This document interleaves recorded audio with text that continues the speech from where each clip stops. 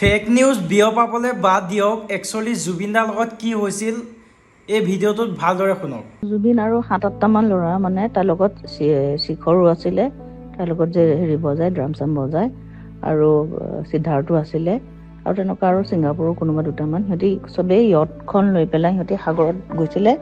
তো সাগৰত নামি পেলাই সিহঁতি চুইম টুইম কৰি পেলাই ব'টত আহি পাৰলৈ আহিলে।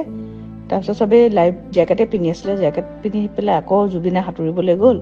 লগৰকেইটাই দেখিলে যে তাৰ বডিটো মানে ষ্টিফ হৈ গৈছে। তেনেকৈ তাক হেৰি কৰি আনিলে। আচলতে সেই সাঁতুৰি থাকোঁতে এটা চিজাৰ আহি গ'ল। তো চিজাৰ অহাৰ পিছত তাৰ এনেও এইটো চিজাৰটো আগতো বহুতবাৰ আহিছে ন, আৰু সেইটো তাৰ কাৰণে আগতো বহুতবাৰ ফেটেল হৈ গৈছিলে। কিন্তু এবাৰৰ তাৰ চিজাৰ অহাৰ পিছত আৰু পানী চানী সোমাই গ'ল চাগে, তাৰ মানে আৰু তাক পালচটো কমি আহিলে। 2 ঘণ্টামান ICUটো ৰাখিলে, কিন্তু আৰু তাৰ পালচটো ঘূৰি নাহিলে। আৰু সেইটোৱে একচুৱেল খবৰ। এইবিলাক স্কুবা ডাইভিং, পেৰাগ্লাইডিং কিবোৰ কৈ আছে, এইবোৰ চব মিছা কথা।